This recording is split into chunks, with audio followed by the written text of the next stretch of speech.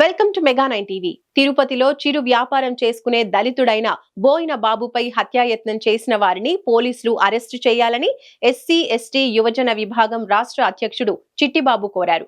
దళిత సంఘాల ఐక్య వేదిక నాయకులతో కలిసి ఆయన తిరుపతిలో మాట్లాడారు.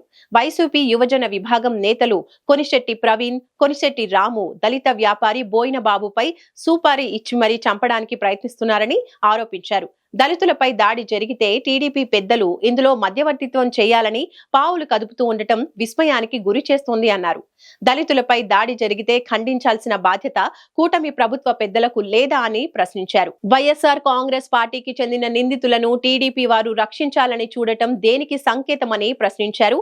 జిల్లా ఎస్పీ నిష్పక్షపాతంగా హత్యాయత్నం కేసును దర్యాప్తు చేయించి దోషులకు తగిన శిక్ష విధించాలని విజ్ఞప్తి చేశారు. మేము 25వ తారీఖు దళిత సంఘాల తరపున పోలీస్ స్టేషన్లో కంప్లీట్గా అలిపిరి పోలీస్ స్టేషన్లో దాన్ని సరిగా ఎంక్వైరీ చేయకుండా వాళ్ళకి నచ్చిన కేసులు పెట్టడం, దాంట్లో ఎస్పీ గారిని కలవటం, మొన్న స్పందనలో ఎస్పీ గారు దళితులకు న్యాయం చేస్తానని చెప్పటం, విచారించి దాంట్లో కొత్త కేసులు ఇంక్లూడ్ చేయటం మాకు చాలా సంతోషంగా ఉంది. అలాగే తొందరగా విచారించి మాకు నిందితులని అరెస్ట్ చేయాలని ఎస్పీ గారిని మేము మా దళిత సంఘాల తరపున వేడుకుంటున్నాం. తర్వాత తిరుమలలో రాయల్ సారంగి హోటల్ నిర్వహిస్తున్న పద్మావతి గెస్ట్ హౌస్లో అసిస్టెంట్ సరాబుగా పనిచేస్తున్న కోనిశెట్టి రాము, కోనిశెట్టి ప్రవీణ్ వాళ్ళ దందాలు తిరుమలనే కాక తిరుపతిలో ఈరోజు గ్రీన్ మెరిడియన్ హోటల్ ఉంది కపిల్ తీర్థం దగ్గర, అది కూడా వాళ్ళదే. వీళ్ళు వైఎస్ఆర్సీపీ యువజన నాయకుడు రాము ప్రవీణ్ తిరుమలలో ఆ యువజన సంఘం యువజన నాయకుడు పేరు పెట్టుకొని వాళ్ళు చేసే దందాలు చాలానే ఉన్నాయి తిరుమలలో.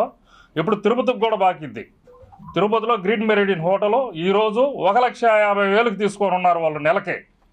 దాని వాల్యూ వచ్చి దాదాపు 30 లక్షల నుంచి 35 లక్షల రూపాయలు. ఓపెన్ టెండర్లో వేస్తే 35 లక్షల రూపాయల దాకా వస్తుంది. కానీ దాదాపు 30 లక్షల పైన నగరపాలక సంస్థకు గండి కొట్టారు.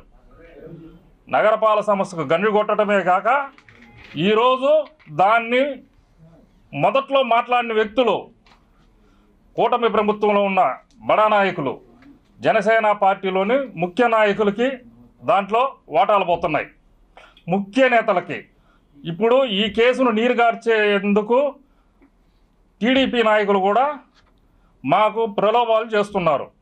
వాళ్ళ మీద విచారణ జరగాలి. ఏం దళితులకు దాడి చేస్తే టీడీపీ నాయకులు సహాయం చేయరా? జనసేన నాయకులు సహాయం చేయరా? ఈ విషయం మీద మేము ముఖ్యమంత్రి చంద్రబాబు నాయుడు గారిని కలుస్తున్నాం, దళిత సంఘాల ఐక్యవేదిక తరఫున. అదేవిధంగా పవన్ కళ్యాణ్ గారు, ఉప ముఖ్యమంత్రి పవన్ కళ్యాణ్ గారిని కలుస్తున్నాం. అదేవిధంగా రాష్ట్ర మంత్రివర్యులు లోకేష్ బాబు గారిని కూడా కలుస్తున్నాం. అంటే దళితులకి కూటమి ప్రభుత్వం సహాయం చేయదా? అంటే నిందితులు వైసీపీ నాయకులకే సహాయం చేస్తుందా? తిరుపతిలోని తెలుగుదేశం పార్టీ పెద్ద నాయకులే వాళ్ళకి అండగా నిలబడి వాళ్ళని కాపాడుతున్నారు. దీంట్లో దళితులకు న్యాయం చేయాలని మేము మీడియా తరఫున కోరి ప్రార్థిస్తున్నాం.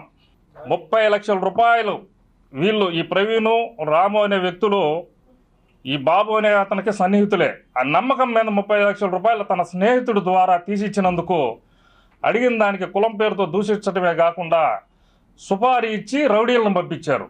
రౌడీలను పంపించి అన్నమయ్య నగర్ మర్డర్ ప్లాన్ చేసినారు.